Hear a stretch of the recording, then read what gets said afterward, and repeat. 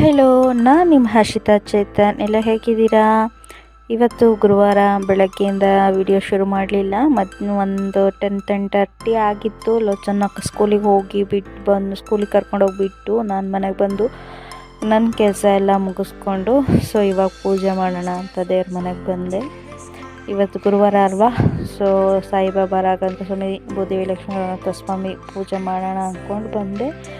ಚೇತು ಬೆಳಗ್ಗೆನೆ ಹೂವು ಎಲ್ಲ ಕುಯ್ದಿಟ್ಟಿದ್ರು. ಇವಾಗ ಪೂಜೆಗೆ ಏನು ಬೇಕೆಲ್ಲ ರೆಡಿ ಮಾಡ್ಕೊತಾ ಇದ್ದೆ. ಆರತಿ ಮಾಡೋಕ್ಕೆಲ್ಲ ಬತ್ತಿ ಹಾಕಿದ್ದೆ, ಅದಕ್ಕೆಲ್ಲ ಎಣ್ಣೆ ಹಾಕಿ ರೆಡಿ ಮಾಡ್ಕೊಳ್ಳೋಣ ಅಂತ.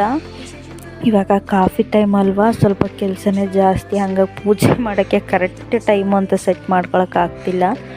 ಯಾವಾಗ ಕೆಲಸ ಎಲ್ಲ ಮುಗ್ದು ಬರುತ್ತೋ ಅವಾಗ ಮಾಡ್ಕೊಳ್ಳೋದಾಗಿಬಿಟ್ಟಿದೆ. ಈಗ ಈ ಟೈಮಲ್ಲಿ ಏನೂ ಮಾಡೋಂಗಿಲ್ಲ, ಎಲ್ಲ ಕೆಲಸನ ಮ್ಯಾನೇಜ್ ಮಾಡಬೇಕಲ್ಲ. ಹಾಗಾಗಿ ಪೂಜೆಗೆಲ್ಲ ರೆಡಿ ಮಾಡ್ಕೊಂಡು ಹೂವು ಎಲ್ಲ ಮಾಡಿಸಿ ಪೂಜೆ ಎಲ್ಲ ಪ್ರಾರಂಭ ಮಾಡಾಯಿತು. ಪೂಜೆ ಮಾಡಿ ಗಣಪತಿ, ಮನೆ ದೇವರು, ಹಾಗೆ ಸಾಯಿಬಾಬಾ ರಾಘವೇಂದ್ರ ಭೂದೇವಿ ಲಕ್ಷ್ಮೀ ಎಲ್ಲರಿಗೂ ಪೂಜೆ ಮಾಡಿ ಸಂಕಲ್ಪ ಮಾಡಿ ಎಲ್ಲ ಆದಮೇಲೆ ಮಂಗಳಾರತಿನೂ ಹಾಕಿ, ಹಾಗೆ ರಾಘವೇಂದ್ರ ಸ್ವಾಮಿದು ಇವಾಗ ಕಥಾಶ್ರವಣ ಮಾಡ್ತಾಯಿದ್ದೀನಿ. ರಾಘವೇಂದ್ರ ಸ್ವಾಮಿ ಪೂರ್ತಿ ಬುಕ್ ಓದಿ ಆದ ನಂತರ ನಾನು ಮತ್ತೆ ಸಾಯಿಬಾಬನ ಕತೆ ಓದ್ತೀನಿ. ಹಾಗಾಗಿ ಒಂದು ಬುಕ್ಕು ಮುಗಿಸಾದ್ಮೇಲೆ ಮತ್ತೊಬ್ಬರದು ಫಸ್ಟ್ ಸಾಯಿಬಾಬಂದು ಓದ್ತಾ ಇದ್ದೆ, ಅದು ಮುಗಿಸಾಯಿತು. ಈಗ ರಾಘವೇಂದ್ರ ಸ್ವಾಮಿದು ಇಟ್ಕೊಂಡಿದ್ದೀನಿ, ಓದೋಕ್ಕೆ ಶುರು ಮಾಡಿದ್ದೀನಿ. ರಾಘವೇಂದ್ರ ಸ್ವಾಮಿದು ಕಂಪ್ಲೀಟ್ ಆದಮೇಲೆ ಮತ್ತೆ ಸಾಯಿಬಾಬಂದು ಕತೆ ಓದ್ತೀನಿ. ಆದರೆ ಪೂಜೆ ಮಾಡ್ಬೇಕಾದ್ರೆ ಸಾಯಿಬಾಬಾ ಅಷ್ಟೊತ್ತರ ಹೇಳ್ಕೊತೀನಿ ನಾನು ಪ್ರತಿ ಗುರುವಾರನೂ.